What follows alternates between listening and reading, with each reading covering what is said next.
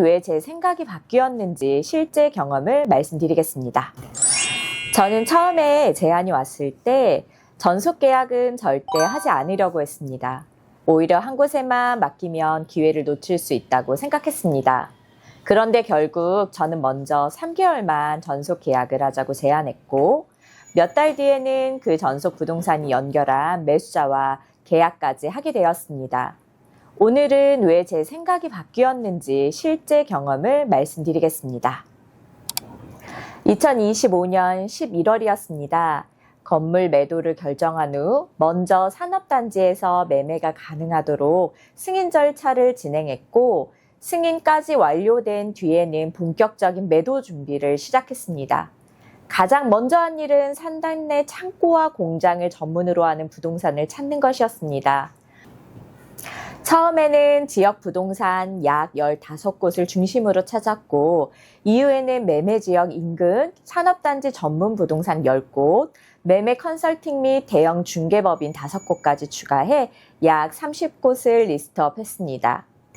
그렇게 이틀 정도 부동산에 계속 전화를 드리고 있었는데 한 부동산 대표님이 제게 이렇게 말씀하셨더군요. 대표님, 여러 곳에 전화하셨죠? 저는 그렇다고 대답했습니다. 그러자 대표님은 그러면 적극적으로 노출 광고를 쓰기가 어렵습니다. 라고 말씀하셨습니다. 그 전까지 그런 이야기를 해준 부동산은 한 곳도 없었습니다.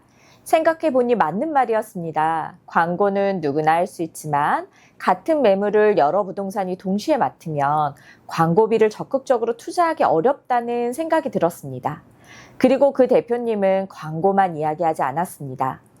지역 부동산 네트워크, 부동산 동호회, 네이버 밴드, 지역 모임까지 활용해 바로 홍보를 시작하겠다고 설명했습니다.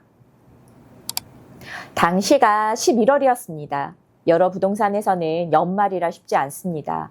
실사용자는 설 이후에나 움직일 겁니다. 라는 이야기를 많이 하셨습니다.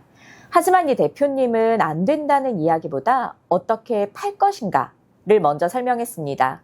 그때부터 이 사람은 정말 움직여 보려 하는구나 라는 생각이 들기 시작했습니다. 처음 제안받은 부동산 전속 계약 기간은 6개월이었습니다.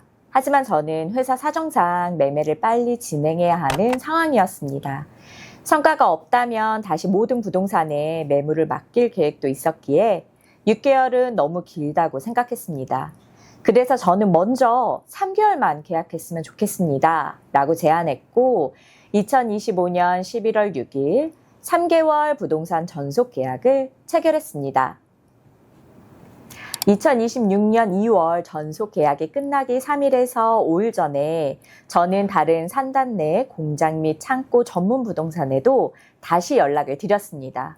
혹시 전속 부동산에서 계약이 되지 않더라도 바로 다시 시장에 매물을 알릴 수 있도록 미리 준비하기 위해서였습니다.